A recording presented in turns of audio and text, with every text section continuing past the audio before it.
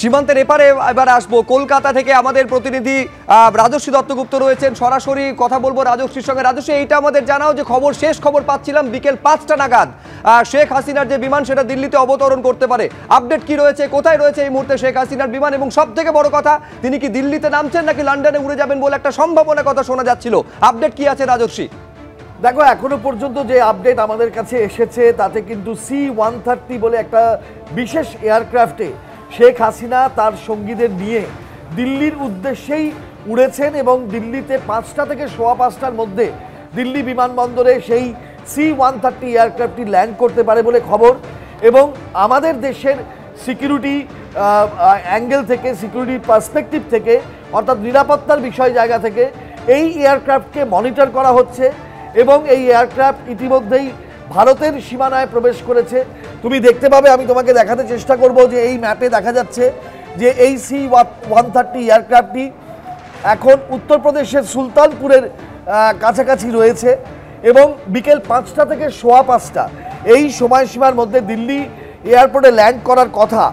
কিন্তু তারপরে শেখ হাসিনার এই বিশেষ এয়ারক্রাফট এখান থেকে লন্ডন উড়ে যাবেন কিনা বা কী পরিস্থিতিতে সেই সিদ্ধান্ত নেওয়া হবে, এখান থেকে কিভাবে সেফ প্যাসেজ দেওয়া হবে, এগুলো বৈদেশিক এবং কূটনৈতিক বিষয় এবং সেই জন্যই এখনো পর্যন্ত সেটা সরকারিভাবে কোনো নিশ্চয়তার কথা বলা হয়নি। তবে এই সম্ভাবনাই এখনো পর্যন্ত সর্বশেষ যে আপডেট আসছে যে বিকেল 5টা থেকে 5:15টার মধ্যে হাসিনার বিমান এই দিল্লি এয়ারপোর্টে ল্যান্ড করার কথা এবং তারপরে পরবর্তী বিষয়টা প্রকাশ্যে আসবে।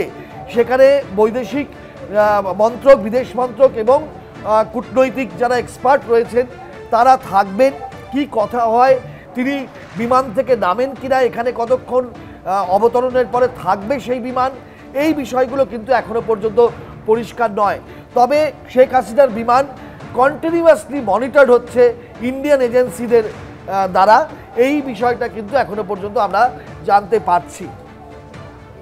একেবারে সরাসরি এই ছবি আমাদের প্রতিনিধি রাজশ্রী দত্তগুপ্ত তুলে ধরছে যে এইখান থেকে 5টা থেকে 5:15টার মধ্যে দিল্লি বিমানবন্দরে আসার কথা রয়েছে এবং এখানে তিনি নামবেন কিনা নাকি এখান থেকে আবার তিনি লন্ডন উড়ে যাবেন সেটা অবশ্য সময়ের সঙ্গে সঙ্গে স্পষ্ট হবে। ইতিমধ্যেই উত্তরপ্রদেশের ওপর দিয়ে যাচ্ছে শেখ হাসিনার যে বিশেষ বিমান, যে ছবি আপনারা দেখতে পাচ্ছেন, যে মুহূর্তে দেশ ছাড়লেন, হেলিকপ্টারে যখন ঢাকা ছাড়লেন শেখ হাসিনা, সেই মুহূর্তের ছবি আপনারা দেখছেন।